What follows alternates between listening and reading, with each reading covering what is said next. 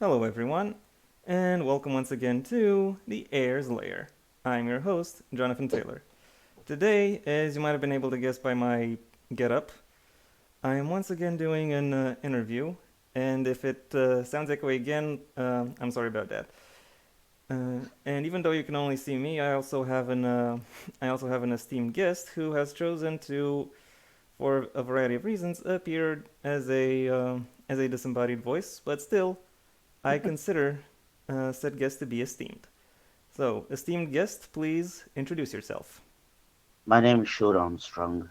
I'm from Stoke-on-Trent, Staffordshire, England. I'm the author of the Green Girl series, a series of science fiction novels of 6 books, which I began working on since 2019. Okay, we have we have at least that thing in common. We both started working on our book series in 2019. That being said, before I continue with this, with this interview and with my questions, is there anything you don't want to talk about or are forbidden to talk about for a variety of reasons, either because they're sensitive or because you've, I don't know, signed an NDA? No, I'm pretty comfortable about talking about anything, really, to be honest, Jonathan. Okay, it's your funeral. Anyway, we've spoken a bit before, and you told me this is the first novel you've ever written. Is this also your writing debut, or have you also written fiction in other forms or texts of In other lengths? terms of the published novels, this is the first book that I've published. I am, however, hoping to publish my second Green Girl novel in September of this year. Okay, If all goes according to plan, please God, of course. noted. Is there a reason you say you have you say the book you say it is meant to be that the Green Girl and the Serum the first book is meant to be the first in a hexalogy or a series of six. Just a So series of 6. did you already map out the entire series, or are you just or are you kind of winging it and hoping it ends up being six? Well, at first, I intended the series to be a series of 4 books. But after writing the fourth manuscript, I thought to myself, well, why not add another 2 just for the sake of it? You were having too much fun within this world that you've created, I guess. Basically, yes. Basically, Yeah. Hmm. Okay. Given if I can say this, I've got a lot of free time on my hands at the moment. for a variety of reasons, we don't need to get into that unless you want to explain.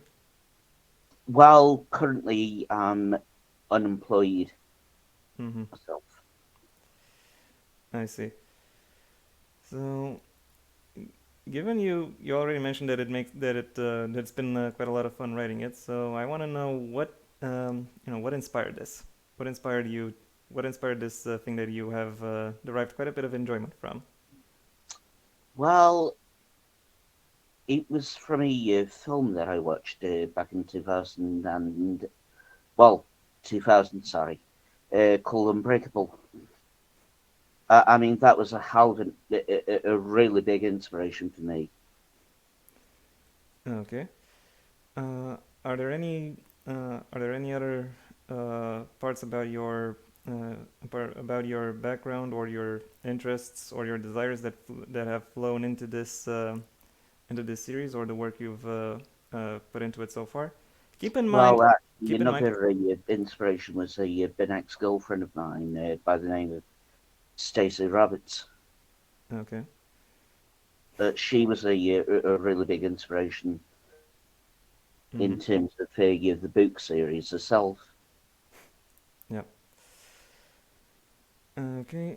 Next up, are there any deleted scenes connected to your debut novel? So anything that you wanted to include in the novel, but couldn't? And if there were, what was the reason you couldn't include them? I did actually write additional material for the first book, but unfortunately, due to time constraints, I wasn't able to uh, include them. Okay. Have any of these materials you are given you are writing a series? Have has anything you've written for the first book found its way in the rest of the series? No, no, unfortunately.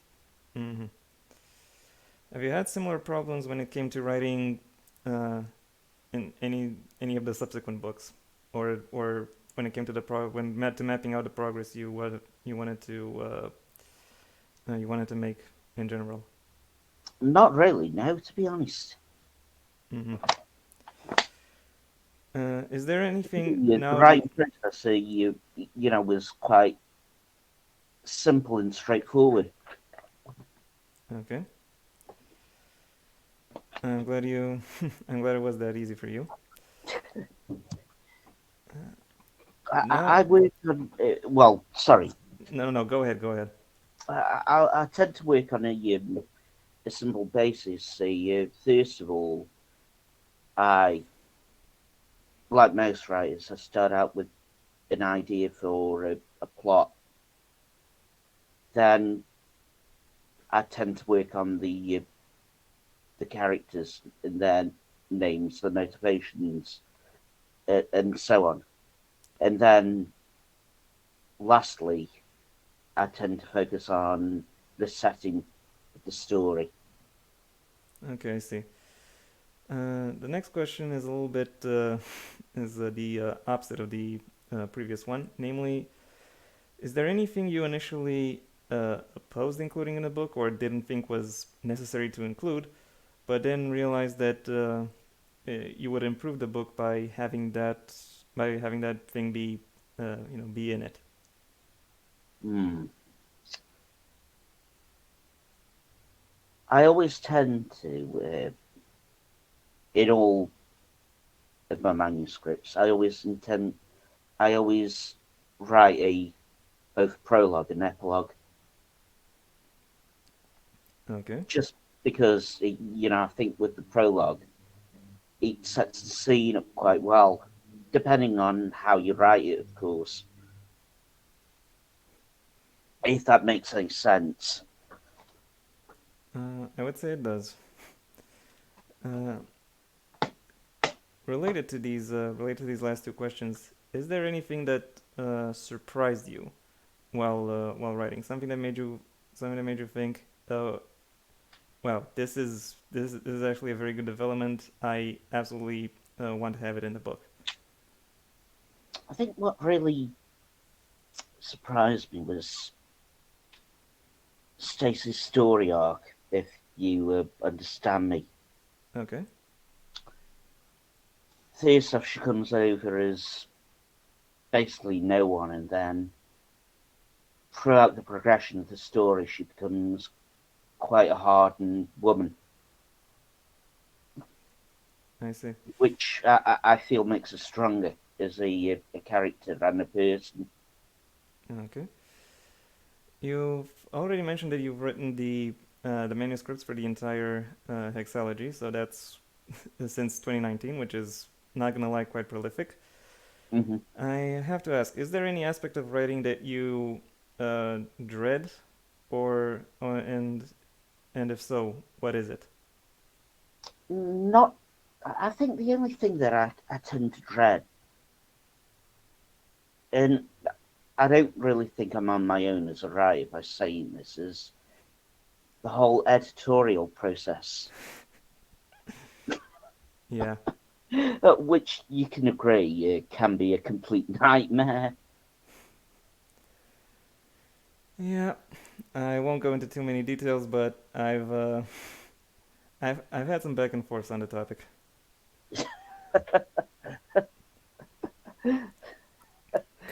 I Conversely, mean, I'm going to be go completely ahead. honest with you, Jonathan. I I tend to be a bit lazy in this regard. I tend to let the editor do all the work. whoever your editor is, hold on to them like they are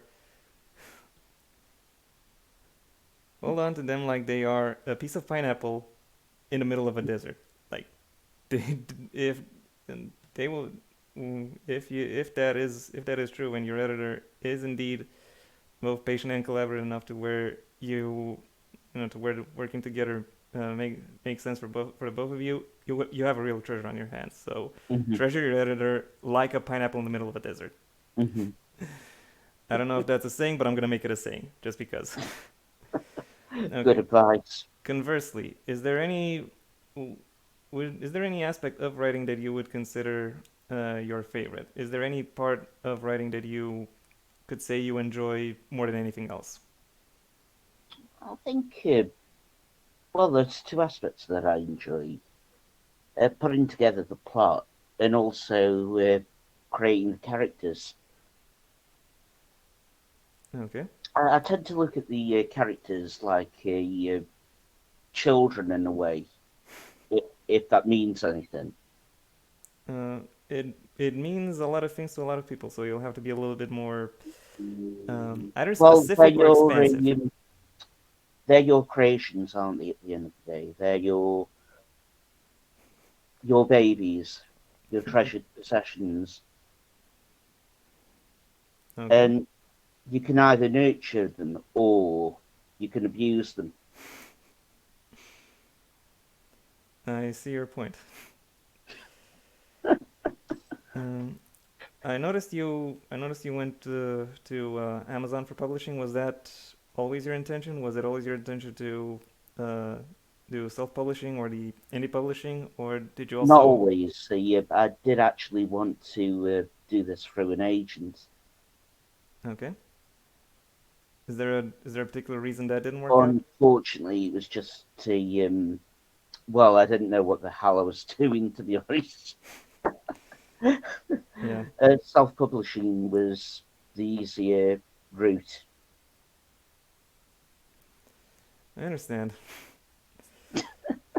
I'm also self-published, so and I have tried the the traditional publishing path, so I I know what you mean. Hmm. Um, Nevertheless, uh, I assume your journey towards publishing was was somewhat interesting in and of itself. So, and I assume, and given you had an initial idea of what you wanted to do, I assume you also had certain ideas and expectations about the process as a whole. Have any of Yeah. those ideas changed while you were publishing, or while you were getting ready to publish? I did actually, when I first started this series, Stacey herself went through a number of drafts. I must admit, at first I wanted her to have the name Sarah Young and be a police officer. Unfortunately, for me personally, I didn't really like those ideas, so I Okay. completely went against those. But to be fair, I think I acted in the right judgment. Okay. How has the initial reception of your book been? Are you pleased with it?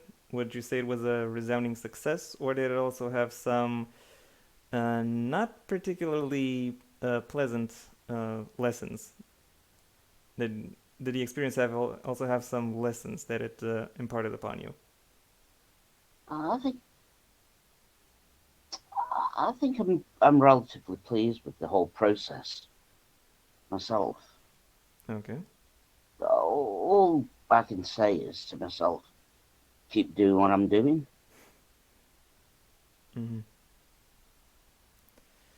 Now, uh, I happen to know enough about writing to know that this that even though the traditional romanticized concept of the writer is a sole creative mind uh, making it all come to life. It's not always that simple, and you do have to turn towards Mm. other people. And I have to Mm. ask, are among those other people uh, you've turned to, do you also count people who you would call close? You already said your former girlfriend has is a major inspiration for your main character, but are other people you would call close, say friends or family, have they been involved in any way in the creation process or in supporting you? In terms of support, yes. Hmm. Who is it and how? It's well, uh, my initial family and a few friends of mine. In terms of the beta reading, that sort of thing, Mm-hmm. they've just loved the whole concept, the whole premise of the story. Okay. I'm mm, I'm pleased with that. Has And you said you wanted to get another book out this year. Yes. I want to know, uh, has working on your first book given you any lessons on what you should do with its successor? Just be patient. You know, I decided to give the next book 12 months before I publish it. Okay. So I'm I just say, be patient, not to rush these things, mm-hmm. if that makes any sense. uh, it kind of does actually. Um, of the we're just about to close. So in closing, there are there I have I have one more one more main interview question, so to speak. Okay. Namely, of the questions I asked of you tonight, is Hmm. there any you would want me to answer?